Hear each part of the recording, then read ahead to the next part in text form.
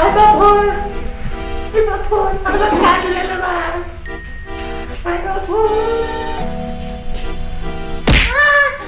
बाप रे, सुई के साथे साथे निचला ढुका दलिस करे। मेहरबान कदरदान शहरबान खानदान पानदान थुकदान खुल गई ते तहली बाजार पर मशहूर दवा विक्रेता मेडिकल खुल गई। तो भाई लोग आवा लो, या क्या अपन खोल के चेक करावा लो। कहाँ खुलल बा भाई? ते तहली बाजार पुल के लगे। अच्छा ठीक बा, जा तनी चेक जा जल्दी जा जल्दी। जा तनी।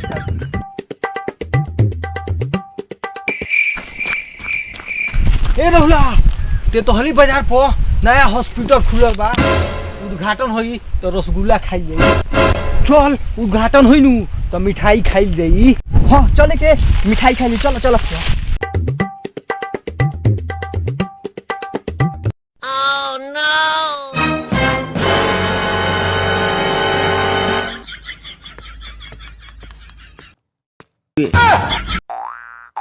ए भाई तू काहे उल्टा टंगा ही बड़ा हो? जहाँ तो कपार दर्द की दवाई खोले बनी, कोई पेटों में ना चल जाओ, कोई चल जाए तो पेटवा में। Oh no!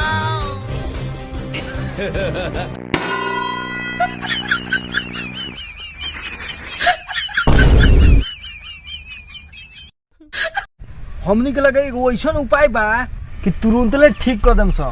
चलो ठीक कह दो। अब इनका के एकदम ठीक कर दिया। अब चलो ठीक कर, एकदम पूरा ठीक कर दिया। तेरा बुझाता बीमारी तार ठीक करे बा कि ना? ठीक करेंगे। हाँ तो बस आराम से तू चुपचाप रह, हम ठीक कर दिए तार बीमारी। तू टेंशन मत लो। हाँ बिना पैसा के तो इलाज तार करते हैं सब।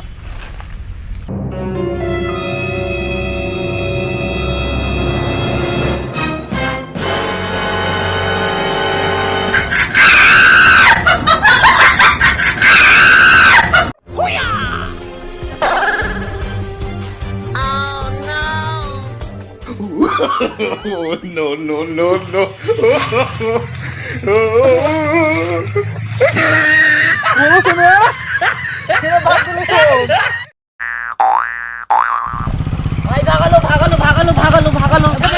रुको का भइल बा? काहे ने कौन ओकरा मुंह के चढ़ी चोरला बा, उसला खूब लाठी मारता। ए भाई कहाँ जाता रहलो? जा तनी सो जा तनी सो घूमे। हाँ चलो रास्ता गिरले बा, लाठी मारी। दुनिया में ऐसा कोनो रास्ता नहीं है बना जो हमरे के रोक दे। चलो हो चलो तक।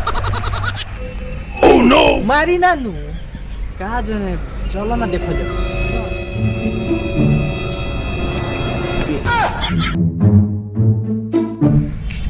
बाग बुरी तो कुत्ता है, ई का करी? चल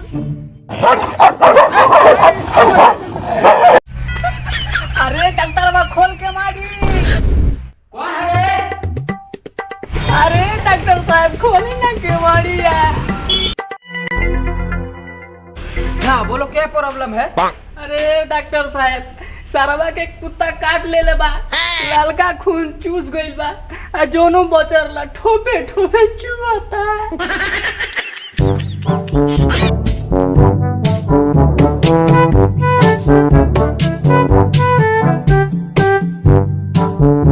ये तो बहुत गंभीर समस्या है। अरे डॉक्टर साहब सुई नाल दिया ही, दवाई खत्म तो हो जाई नु। पूर्वक तरह के कुत्ता ने कटले बा, 14 को इंजेक्शन देवे के पड़ी। आई बाप रे, ए डॉक्टर साहब पिछवा मत दे, नस में दे देम तो ना हो जाई। जो पूर्वक तरह के पिछवाड़ा में देवे के पड़ी।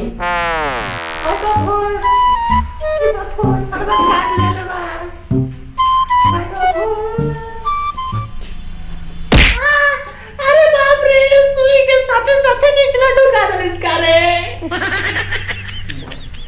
नमस्कार प्रणाम। रोरा सब के प्यार पाके बड़ा खुशी मिलेला। और ये हमारे पंकज भाई और भाई राहुल भाई। तो ये चैनल के रोरा सब सब्सक्राइब लाइक शेयर करी वीरगो पंकज ऑफिशियल जौना पर बहुत अच्छा कॉमेडी होता है। और पंकज भाई राहुल भाई मिल के बहुत अच्छा एगो कोशिश करता लो रोरा सब के इंटरटेन करावे के। तो रोरो सब के जरूर हम कहें कि लाइक सब्सक्राइब शेयर करी और चैनल कुछ आगे तक लेके चली। लव यू, प्रणाम।